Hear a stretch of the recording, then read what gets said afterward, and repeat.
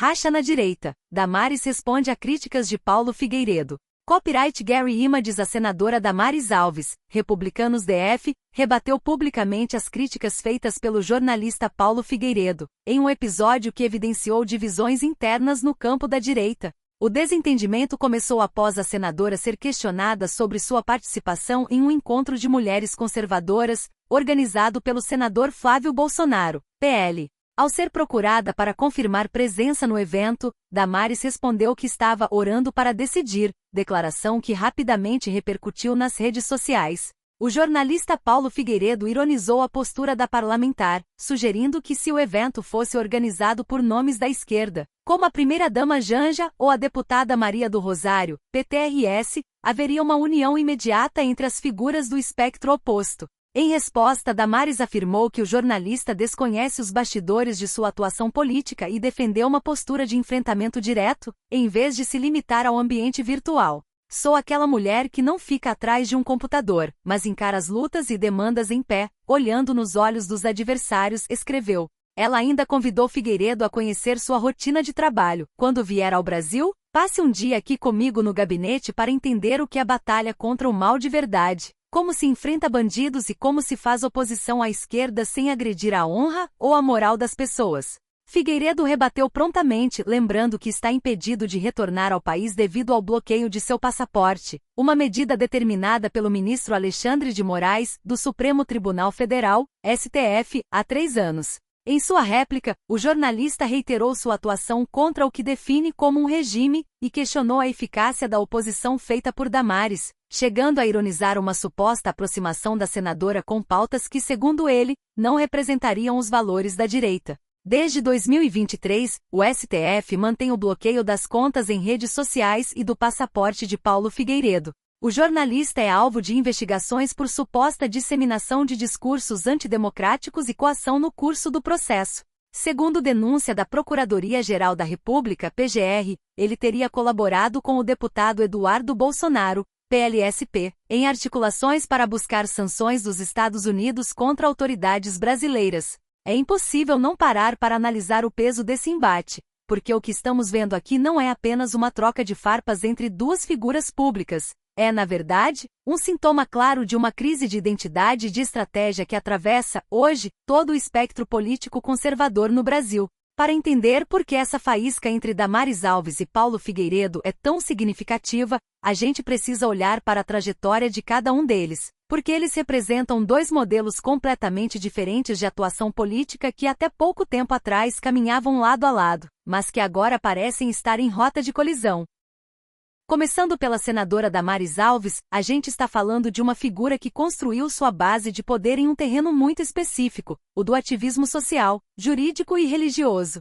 Nascida em Paranaguá, no Paraná, Damares tem uma trajetória que não começou na política partidária, mas nas entranhas da assistência social e da advocacia focada na proteção de direitos humanos sob uma ótica cristã. Durante anos, ela atuou nos bastidores da Câmara dos Deputados como assessora, articulando pautas que na época eram tratadas como pautas de nicho, mas que acabaram se tornando o coração da agenda conservadora brasileira. Quando ela assumiu o Ministério da Mulher, da Família e dos Direitos Humanos em 2019, ela se tornou um símbolo de uma direita que não apenas queria o poder, mas que queria ditar os costumes e a moral pública. Damares sempre foi conhecida por um estilo de comunicação muito próprio, que mescla a doçura e a retórica religiosa com uma agressividade implacável no debate de ideias. Ela é uma política de gabinete de articulação, de quem entende como a máquina pública funciona por dentro. Do outro lado, temos Paulo Figueiredo, neto do último presidente do regime militar, o general João Figueiredo.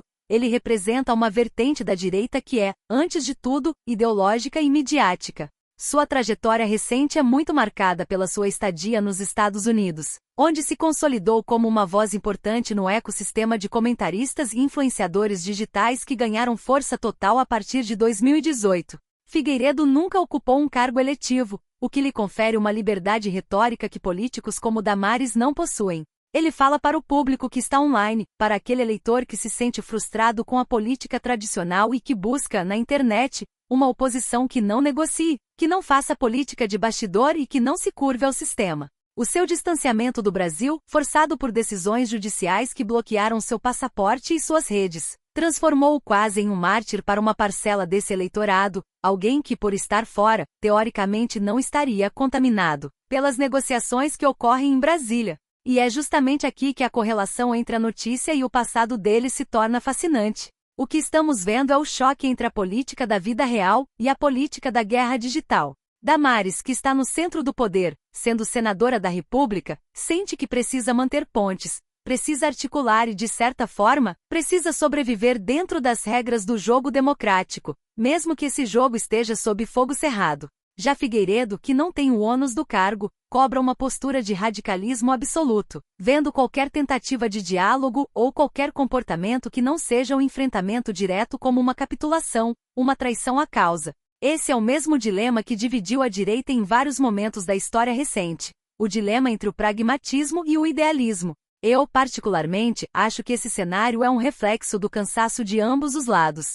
Damares está exausta de ser cobrada por um público que muitas vezes não entende as limitações de um parlamentar em um Congresso fragmentado. Ela sente que o seu trabalho de formiguinha no gabinete de fiscalização, de atuação direta, é desmerecido por quem, segundo a visão dela, está apenas atrás de um teclado, sem ter que lidar com as consequências práticas das decisões políticas. Por outro lado, a crítica de Figueiredo aponta para o medo que muitos eleitores têm, o medo de que a direita, ao se institucionalizar, acabe perdendo a sua essência e se tornando apenas mais um grupo político que vive de acordos e conveniências.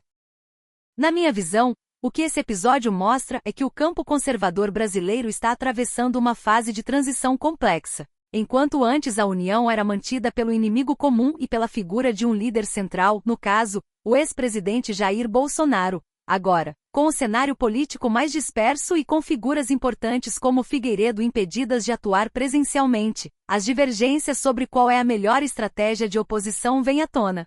Será que a oposição deve ser feita na base do confronto total, ignorando qualquer rito institucional, ou deve ser feita ocupando os espaços de poder, mesmo que isso signifique parecer menos combativo para as redes sociais?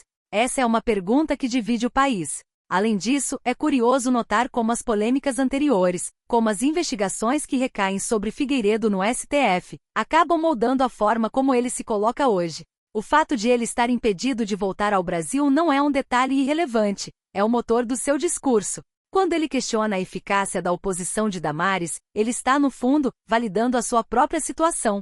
Ele precisa que a oposição de dentro fale, porque se ela for bem-sucedida, o seu próprio discurso de que o sistema é imbatível por vias institucionais perde força. Damares, por sua vez, ao convidá-lo para passar um dia no seu gabinete, tenta trazer o debate para o terreno onde ela é soberana, a rotina, o trabalho árduo e a institucionalidade.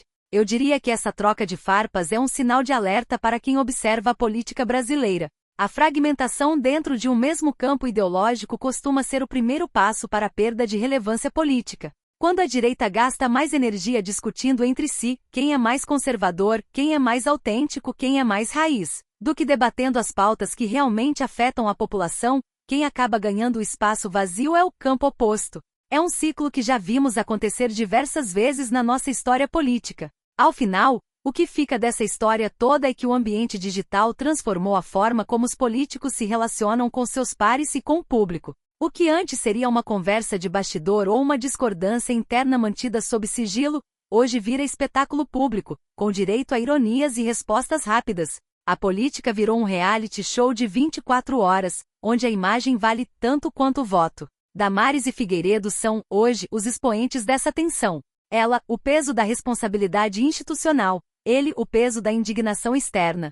E nós aqui assistindo a esse racha, ficamos com a sensação de que, enquanto esse campo não se encontrar em algum ponto de equilíbrio, a coesão necessária para um projeto de país vai ficar cada vez mais distante, sendo substituída pelo barulho constante das redes sociais e pela fragmentação das lideranças. É uma lição sobre como o ego e a estratégia podem, muitas vezes, falar mais alto do que a própria ideologia que ambos dizem defender.